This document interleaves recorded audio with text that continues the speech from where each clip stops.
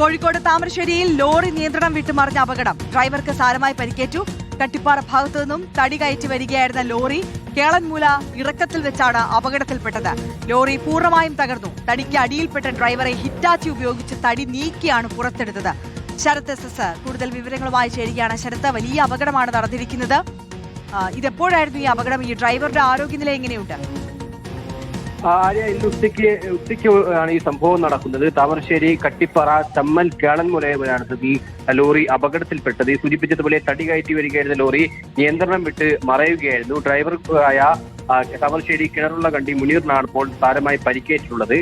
കട്ടിപ്പാറ ഭാഗത്തു നിന്ന് തടി കയറ്റി വരികയായിരുന്ന വാഹനം കേളൻമുല ഇറങ്ങുന്ന സമയത്താണ് നിയന്ത്രണം വിട്ട് അപകടത്തിൽപ്പെടുന്നത്.